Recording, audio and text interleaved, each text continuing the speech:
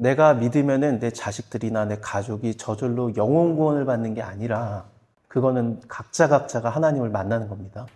근데 내가 하나님과 가까이 하고 있으면은 내 자녀들, 내 가족이, 내 이웃들, 나와 가까이 하는 자들이 하나님을 굉장히 빨리 찾습니다.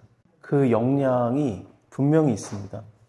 아브라함이 이삭을 드릴 때 이삭은 하나님에 대한 오해가 잔뜩 쌓였던 것 같습니다. 일단 하나님께서 이삭한테 너도 걱정하지 마. 안 죽일 거야. 그러지 않고 아브라함과만 대화를 하셨습니다. 하나님께서는. 그래서 아들 된 이삭 입장에서는 하나님은 자기를 죽이려고 했던 하나님이고 아버지도 자기를 죽이려고 했던 아버지였습니다. 그래서 오늘 그거에 대한 좀 얘기로 사라가 죽은 다음에 리브가를 구해오는 얘기를 할 건데 어쨌든 하나님에 대한 것도 오해가 많이 쌓였을 거고 아버지와의 오해가 쌓였기 때문에 아버지와 전혀 대화를 나누지 않았던 이삭이 보여집니다. 그래서 대화를 나눴다는 내용도 없고 심지어 아버지의 장막에 가까이 가지도 않은 것 같아요. 언제 죽을지 모르니까. 그래서 모친의 장막에 늘 거해 있었고 리브가를 구해왔을 때도 리브가를 데리고 아버지께 인사를 드린 게 아니라 아브라함에게 인사를 드린 게 아니라 그냥 모친의 장막에 같이 들어가면서 마치 자기의 죽은 어머니 자기를 죽이려고 했던 아버지의 그 위험에부터 자기를 보호해줬던 어머니의 장막에 데리고 들어가면서 마치 나의 어머니 위로 같은 여자가 되어줄래라는 그런 느낌을 받을 수 있습니다. 아브라함이 죽은 다음에 하나님께서 이삭에게 나타나서 드디어 나는 아브라함의 하나님이었다. 이제 너의 하나님이다. 라면서 하나님께서는 그와의 관계를 맺으십니다. 그걸 굉장히 빨리 이해할 수 있었던 것은 아브라함의 하나님을 이삭이 알고 있었기 때문에 어쨌든 하나님에 대한 이해도가 굉장히 높게 올라갈 수 있었고 하나님을 빨리 받아들일 수 있었습니다. 하갈 같은 경우에도 마찬가지였죠. 하갈이 쫓겨나서 이스마엘과 같이 쫓겨나서 목말라 죽을 뻔했을 때 아이의 소리가 들린지라 그때 하늘의 천사가 아니라 하나님 여호와의 천사가 아니라 하나님 자체가 와서 얘기를 하시죠. 그래서 하나님이 하갈에게 말하되 하갈아 하면서 너의 아이의 울음소리가 들린지라 아이랑 대화를 안 해요. 하갈하고 대화해요. 하갈과 아이는 좀 떨어져 있습니다.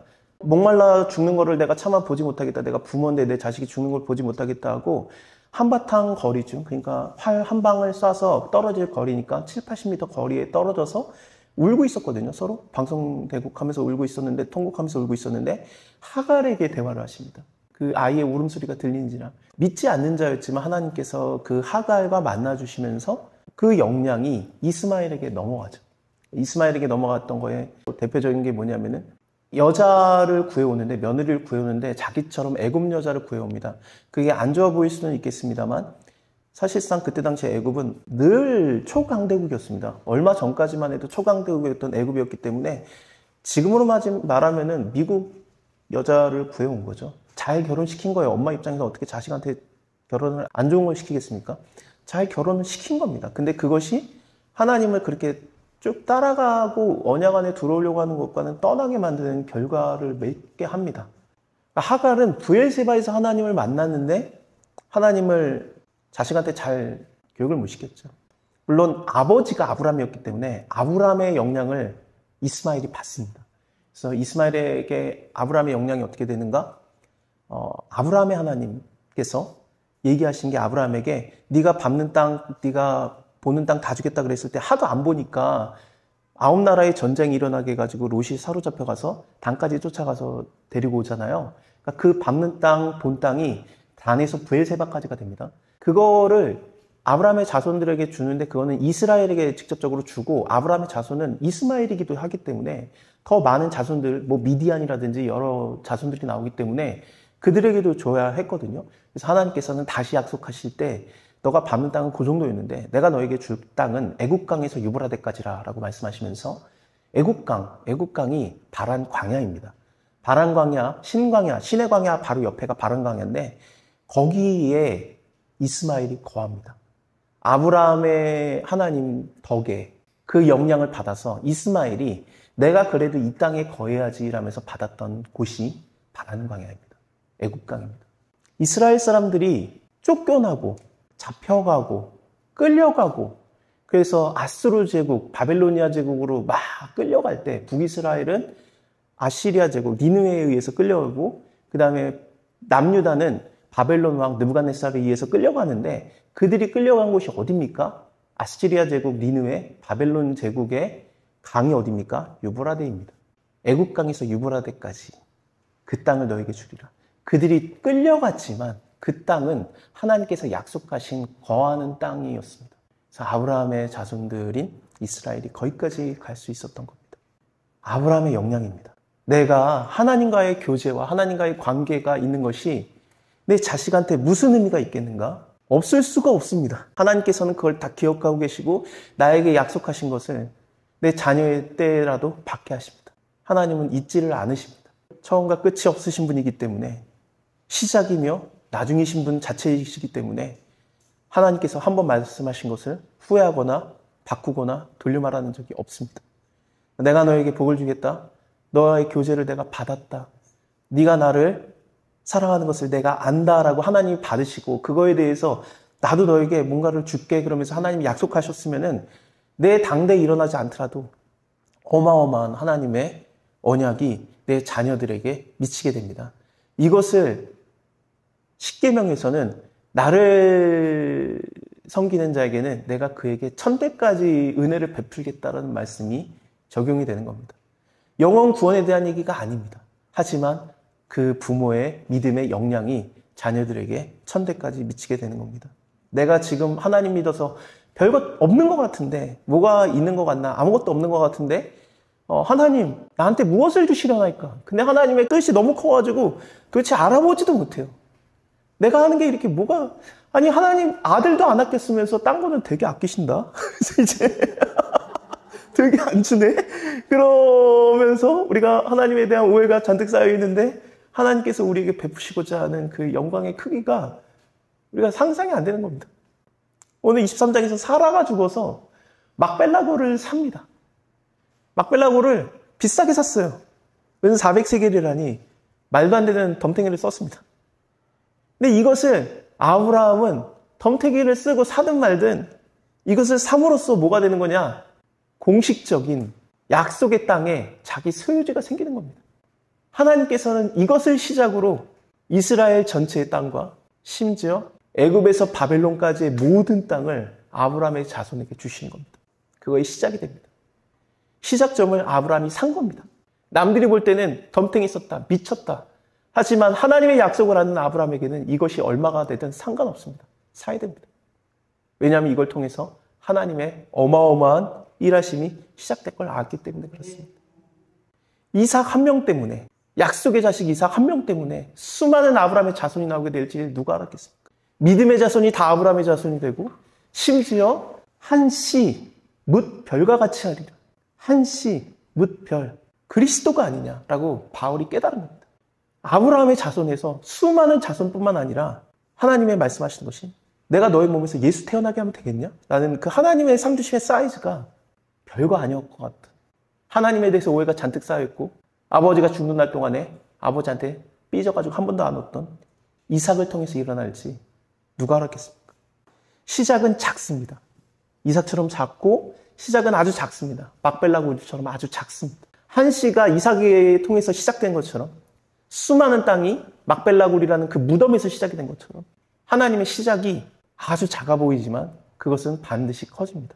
이거에 대해서 이 개념에 대해서 예수님께서는 천국의 비유에 대해서 얘기하시면서 정확하게는 천국의 비밀 너에게는 허락됐으나 남들에게는 아니니 구약의 많은 선지자들과 의인이 알고자 했으나 알지 못하였다.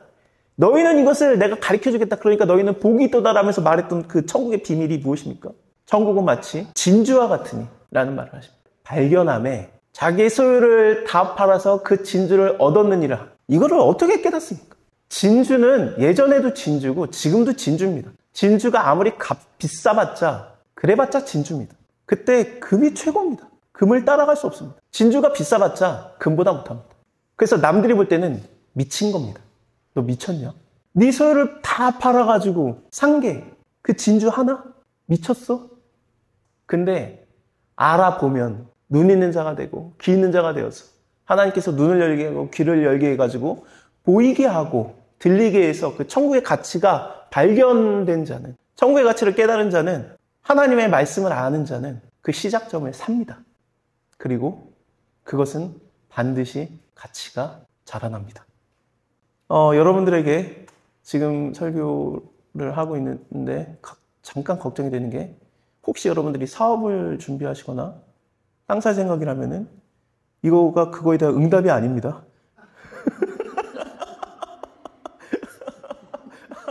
역시 그럴 줄 알아서 그렇게 들으시면 안 됩니다.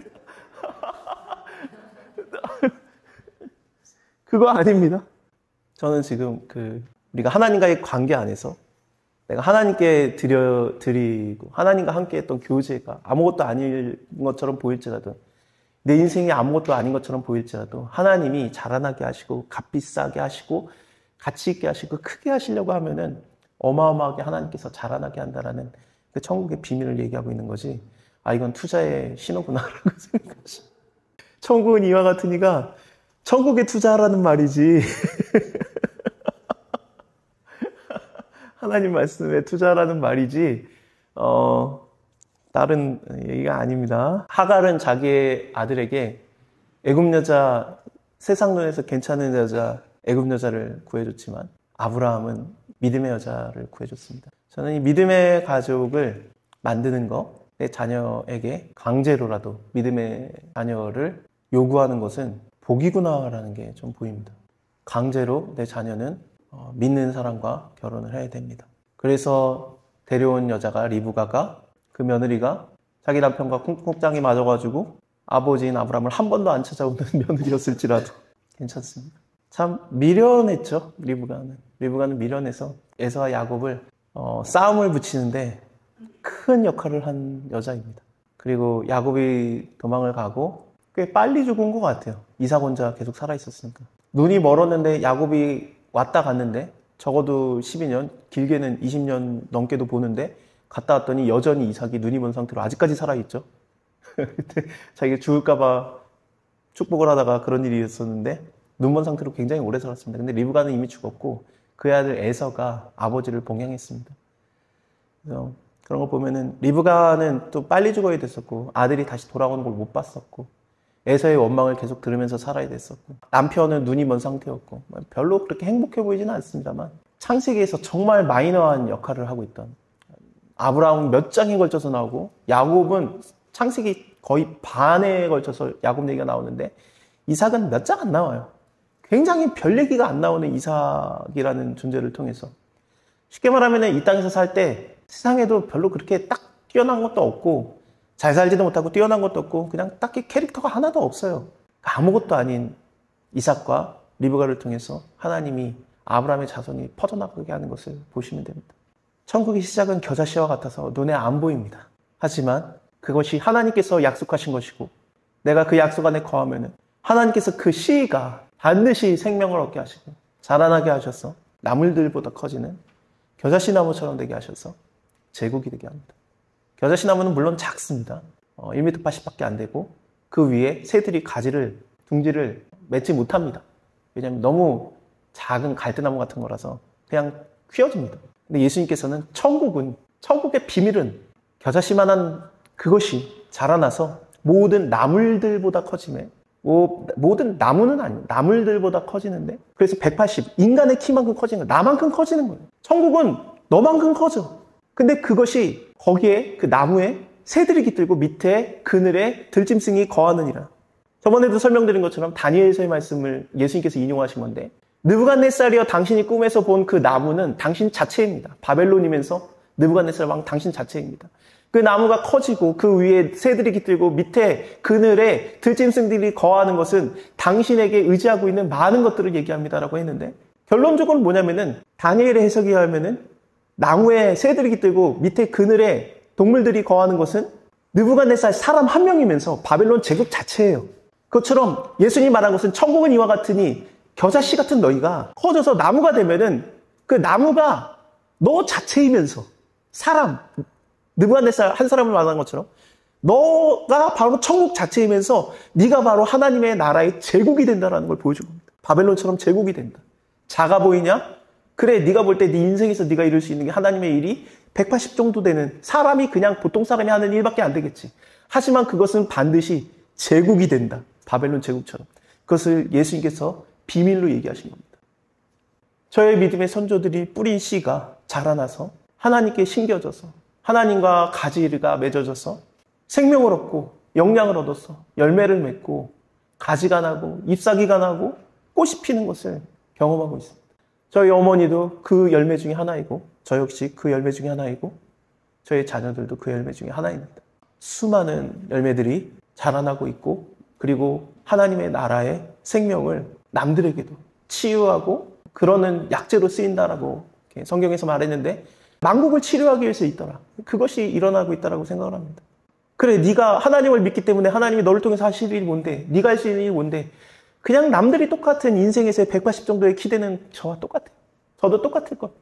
제가 할 수 있는 것은 많지 않습니다. 하지만 이 작아 보이는 이삭이라든지 리브가처럼 마이너해 보이는 이 인생이 하나님께서 큰 일을 이루실 거에 시작점일 줄 믿고 있습니다. 여러분들이 평생 동안 섬긴 하나님, 그 노력과 수고가 이 모양 이 꼴이구나. 그렇지 않습니다. 헛되지 않습니다. 하나님께서는 이미 시작하셨고 이루시기를 작정하셨고 아브라함을 통해서도 그만큼 이루셨다면 성령을 받은 우리에게 하나님께서 이루실 일은 비교가 안 됩니다.